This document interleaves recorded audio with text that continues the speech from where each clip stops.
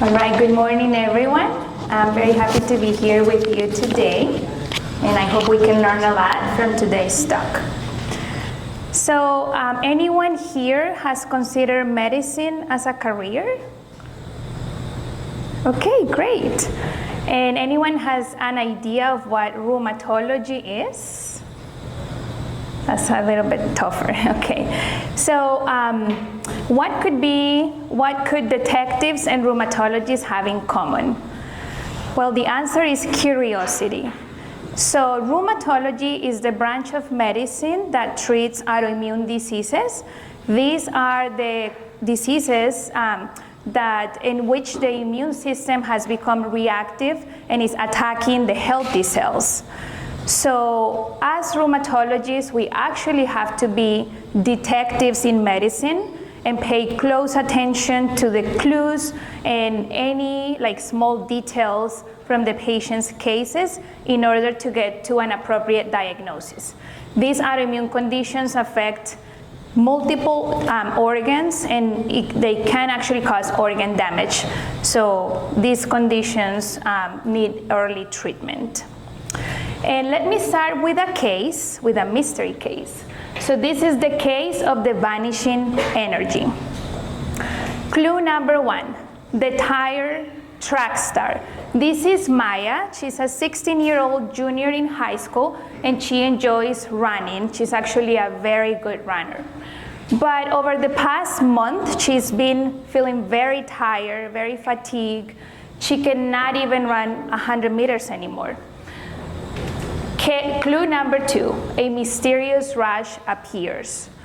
Over the next month, she starts noticing a red rash over her cheeks and the bridge of her nose, and it seems to get worse when she's out on the sun. Clue number 3, the joints whisper a secret. And then over the next few weeks, she starts developing pain in her joints of her hands and the knees with swelling and stiffness, to the point that she cannot even tie her shoes anymore. Clue number 4, labs don't lie. So she goes to the doctor and she's found to have a positive ANA. This stands for anti-nuclear antibody, and it's a protein that the immune system is making to attack the nucleus or the center of her cells. She also has low red blood cells and protein in her urine. So the detective challenges: who do you think is the suspect in this case? Who do you think is the victim? And what kind of illness could this be? Any ideas? Okay, so we're gonna learn about what this case could be throughout the talk. So by the end of the talk, we'll be able to solve it.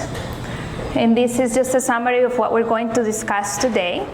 So as mentioned before, I'm originally from Colombia, and ever since I was a little kid, I always had a passion for service. I used to get involved in community groups, and I really enjoyed biology and chemistry during middle and high school. And my dream was to make a positive impact through my career and be able to help people. So that led me to choose medicine, and I graduated in 2009 in Colombia, and then moved to the United States, where I started my internal medicine residency at Mount Sinai Medical Center in Miami. That was for 3 years. During that time, I started doing electives in different specialties, one of them being rheumatology, and I really fell in love with rheumatology. So I applied for the fellowship, and I got admitted to the University of Texas in Houston, and that was a 2-year-long program. And I graduated in 2016. I started to work as a rheumatologist in 2016 in Gainesville with the University of Florida.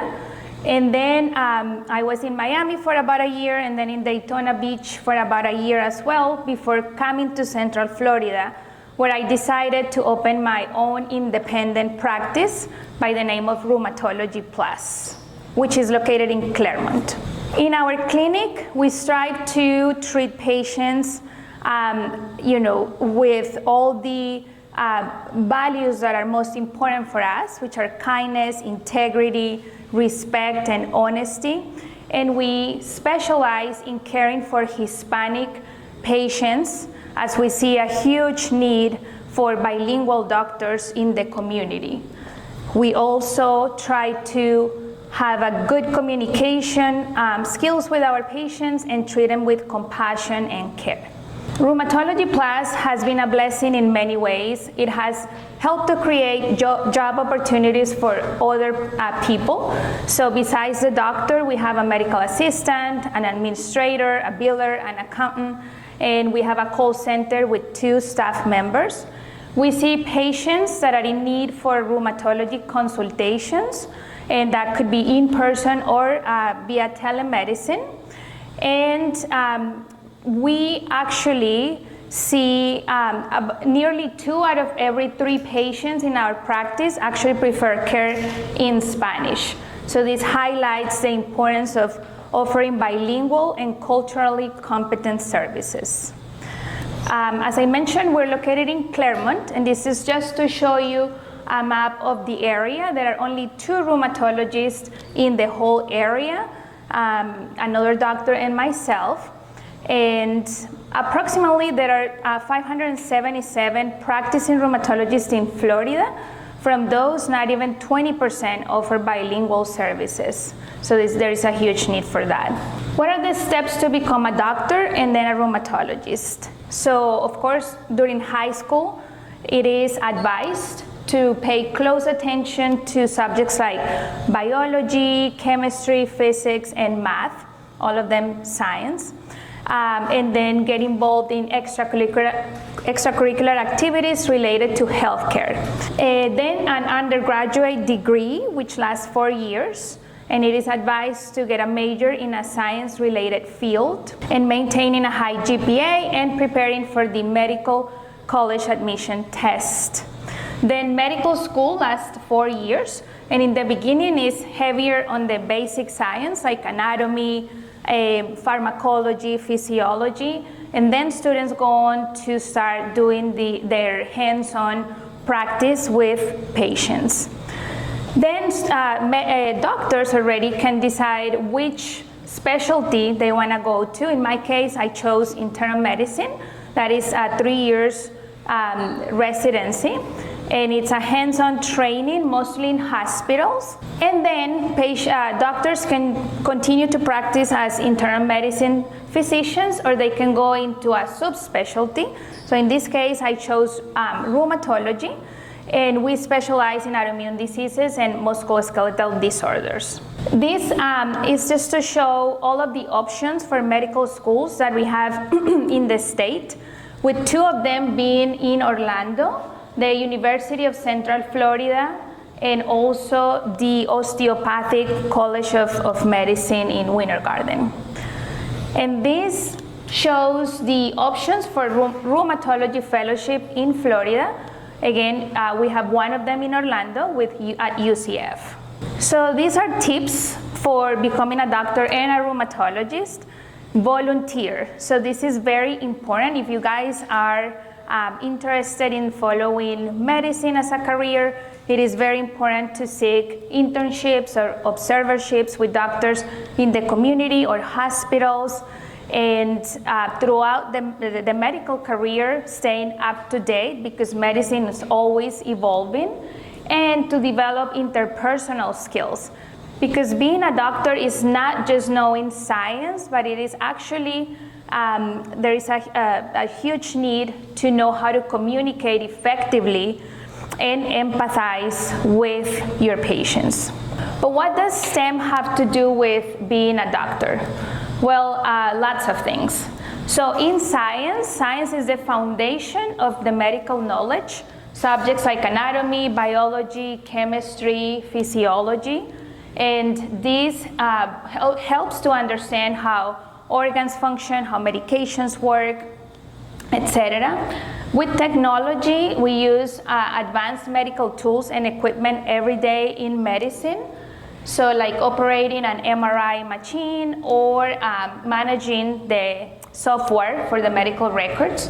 With engineering, it helps to design prosthetics, surgical robots, and medical devices. And an example of this would be using a robotic arm for minimally invasive surgery. And math, it helps in those calculations, statistical analysis, and interpreting research studies. Heroes and villains of the immune system. The mysterious enigma only a rheumatologist can solve.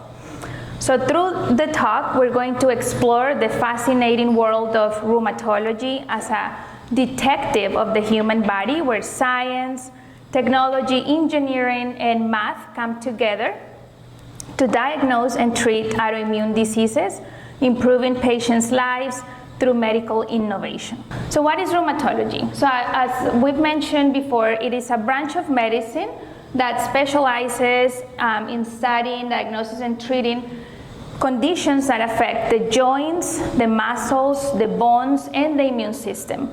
All of these have in common that usually cause pain, inflammation, stiffness, or even organ damage. And why is rheumatology important? Well, all of these conditions tend to be chronic. That means they last for a long time and don't really have any cure. So they can really affect the patient's quality of life if they're not treated on time.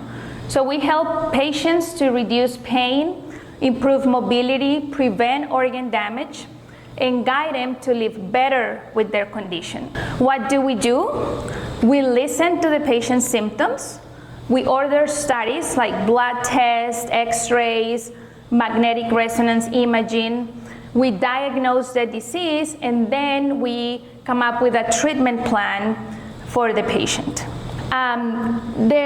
It is estimated that by 2030, there is going to be a shortage of over 4,000 rheumatologists. This is important because we have an aging population and there is a high demand for rheumatologists. And over 54 million adults in the US have arthritis. But STEM careers in medicine is not just medicine. So besides medicine, we also have bioinformatics, biomedical engineering, pharmaceutical research, and psychology of the chronically ill patient. What is the immune system? So let's jump into learning a little bit more about the immune system. So do you guys know that you have an army inside of you? The immune system is made up of organs, cells, and molecules that work together to detect threats from like viruses, bacteria, fungi, and cancer cells, to attack and eliminate them, to remember them in case they come back. And sometimes it actually makes mistakes and attacks the body itself. The main organs of the immune system are the bone marrow, which is right here inside the bones, and that's like the factory of all of the immune system cells. They're born there. The thymus, which is this little gland in the chest, that's the school where some cells like the T lymphocytes go on to mature there. The lymph nodes are small filters throughout the body, and they detect intruders and then they activate defenses to control them. The spleen, right here in the abdomen, is a blood filter, and it detects microbes and damaged cells. The tonsils are considered the first line of defense in the mouth and throat, and the lymphatic vessels are like the highways along which these immune cells travel to get to different places. And these are the main cells of the immune system.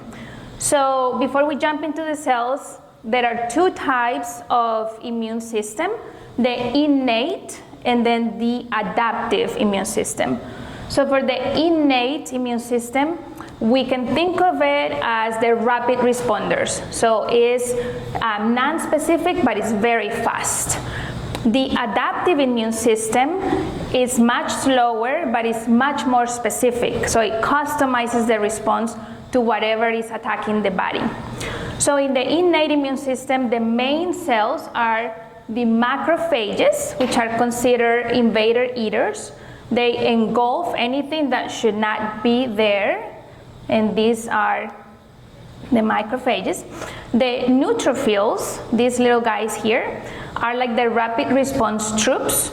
They go straight to the problem area and start releasing inflammatory chemicals to attract more cells.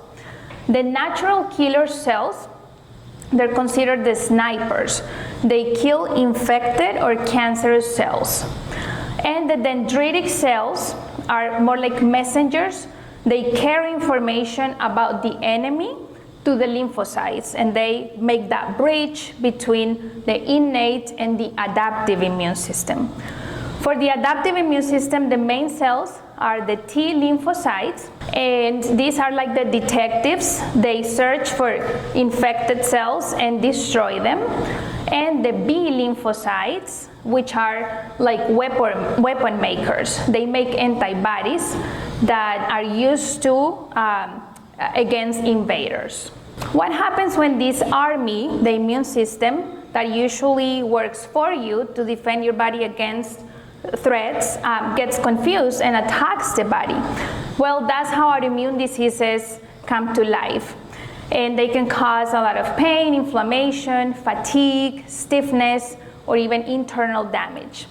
Some of these autoimmune diseases are rheumatoid arthritis, lupus, and there are other conditions that we also treat that are not autoimmune but more inflammatory, like ankylosing spondylitis, gout, amongst others. Rheumatoid arthritis. So in this condition, the immune system actually attacks the joints, and it causes joint pain, inflammation, stiffness, and it can lead to deformities if it's not treated on time. Systemic lupus is like an internal storm. In this disease, the immune system is attacking many parts of the body all at once. And the most commonly involved organs are the skin, causing this so-called butterfly rash, which you can see here, is over the cheeks and the bridge of the nose, the kidneys, the joints, the lungs, and it can even attack the brain as well. In ankylosing spondylitis, the problem is that there is inflammation in between the vertebrae of the spine. So this is a normal spine, and you don't see anything putting them together, but here you see like there is a bridging line. So this comes after a patient has had ankylosing spondylitis, and it can present with chronic back pain that is worse in the mornings, and it can lead to decreased spinal flexibility. In Sjogren's syndrome, the immune system attacks the glands that make saliva and tears.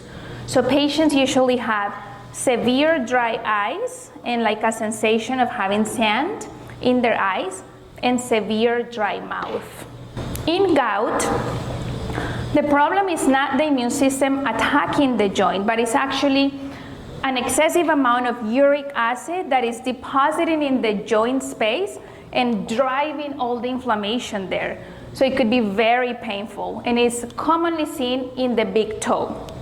This is actually a real patient of mine that had severe gout, and you can see these are his hands, and these look like masses, and these are called tophi, and this is like full of uric acid and lots of inflammation as well. In osteoporosis, the problem is that the bones become brittle because they start losing the mineralization. So the risk is for these patients to have a fracture, and it's more common in older women, especially after menopause. Vasculitis is considered an autoimmune attack to the vessels, to the blood vessels, which are like the highways that take the oxygen and the nutrients to the different organs of the body. So when these vessels get attacked, of course there could be pain, damage to organs like the kidneys, the skin, the brain, and a variety of symptoms as well. So just a few tips to prevent or alleviate symptoms of autoimmune diseases in patients that already have them. So the three key things are nutrition, exercise, and sleep.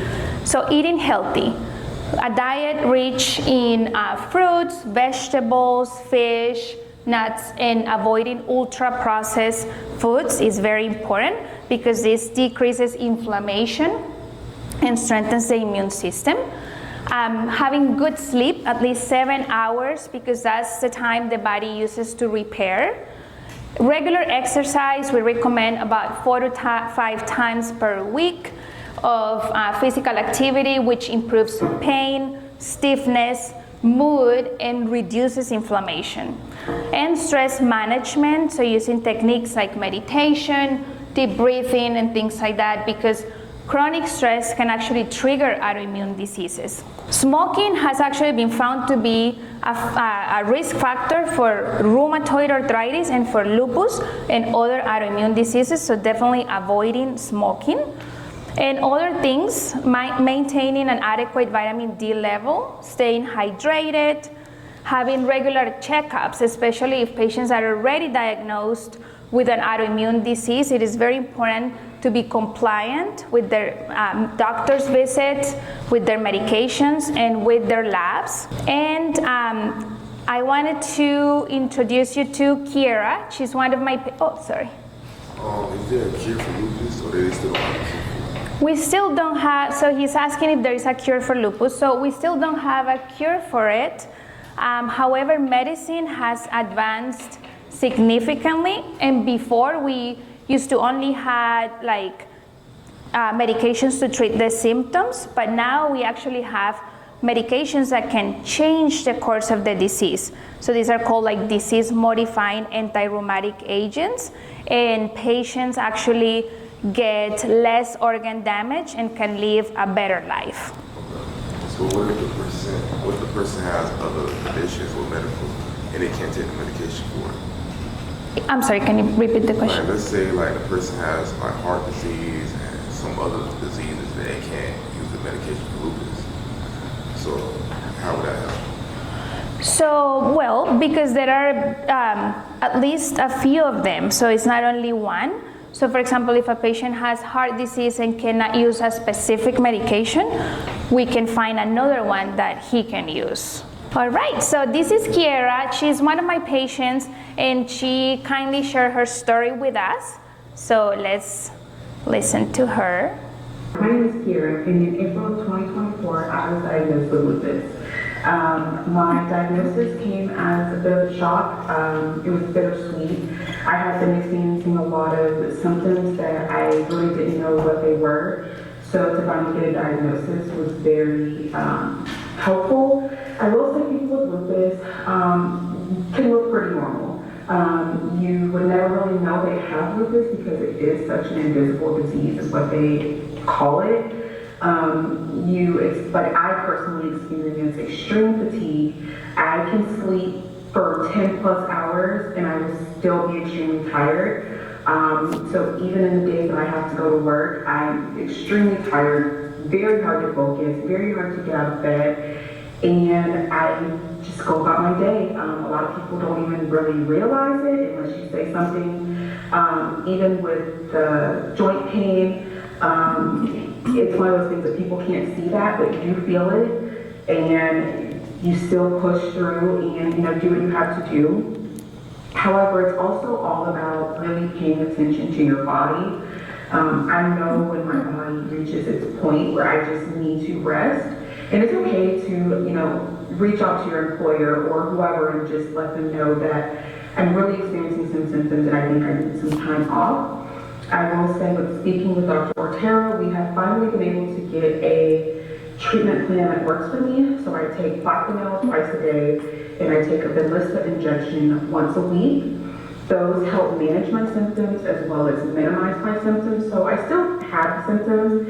It's just with the medication, it helps to lessen the symptoms, except for I'm in a flare, which can happen. That's when your symptoms are increased.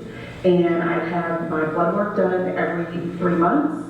And that is how Dr. Otero tracks my lupus and makes sure that I am on track and not having any type of lupus crisis. So I am forever grateful to her. Okay, so just to finish the talk, just a quick question. Anybody, if you wanna raise your hands. How much do you know about the immune system? So which immune cell produces antibodies? So who votes for A, neutrophil, B lymphocytes, C, macrophages, or D, dendritic cells? Okay. What? Okay. So the one that produces antibodies is the B lymphocyte. And which of these cells eats microbes and cell debris? Macrophages, B lymphocytes, platelets, or erythrocytes? Any ideas? A, macrophage. Very good. And just one quiz question about the autoimmune diseases. So which of these symptoms is characteristic of lupus? Sore throat and cough, fever every 30 minutes, a butterfly-shaped rash on the face, or hair loss due to exam stress? C, butterfly-shaped rash on the face. Very good. So medicine is not just about treating patients. It is applying science every day using technology, relying on engineering, and doing calculations with precision. Being a doctor is being STEM in action. Are you ready to make a difference and improve lives every day? Thank you so much.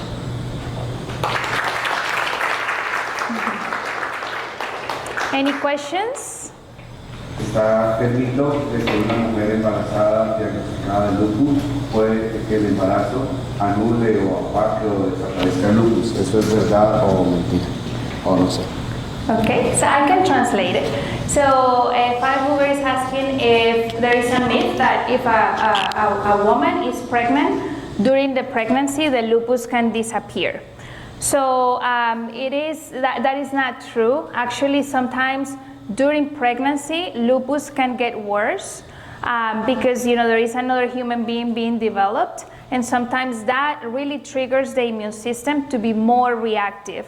So there is like high risk of miscarriages and complications through the pregnancy, and even depending on what antibodies that patient has, then there could be a risk for neonatal lupus. That means the baby can have lupus as well.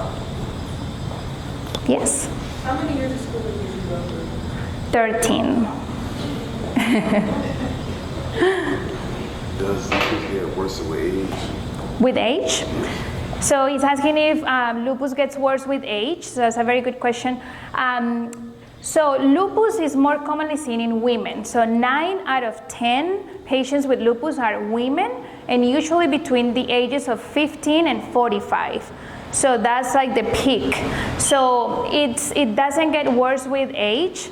Usually it's just worse within those years, but it can also happen to male patients, and that could be at any time of their lives, but usually in the younger years as well. So is it worse with men or is it worse with women? That's a good question. He's asking if it's worse in women or in men. So it's probably worse in women, but sometimes because it's so uncommon in men, it may take longer to get to the diagnosis, and that can imply already having some organ damage. Otra pregunta es, dicen que es en el desarrollo biológico, o sea, en la adolescencia, que aparecen estas enfermedades huérfanas o lupus, que los niños no tienen nada, que viene el desarrollo biológico y en la adolescencia pueden aparecer. No sé si es verdad o mentira o... So he's asking if these autoimmune conditions usually appear during adolescence. So this could be the case for lupus in particular. There is a link or an association with estrogens in lupus.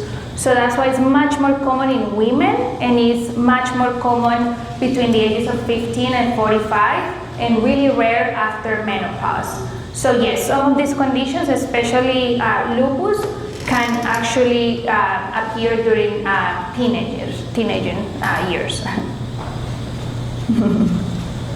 Any other questions? Okay, thank you so much. Oh. You mentioned that it takes a long time to go to school, but can you talk Hello. You mentioned that it takes a long time to go to school to become a doctor. Can you talk a little bit about your experience and whether it was worth it or not? And I assume it's worth it, but can you explain to them? Yes, of course. So yes, it does take a long time to become a doctor. So my experience is it is totally worth it if it's a passion that the person has, and it's like combining, you know, all the science with a desire to help people. Because the reality is, it is hard. So it's a career that I wouldn't say it's like a sacrificed life, but it does require a lot of time invested in going through the studies, taking lots of tests. It is expensive as well. So it's, yes, so all of those things are really worth it if it's, you know, that combination of a love for science and a love for helping people. And that's ultimately the rewards when you're actually in front of the patient and you can help that patient. That's like priceless. Okay, so we have 3 hands-on activities. We're going to have one table looking at some slides using the microscope, and then we're going to have a table in which you can create your own immune cell with Play-Doh and some fidget toys, and go through some STEM clinical cases as well. So we're going to split in probably 3 groups and rotate through the tables. Thank you.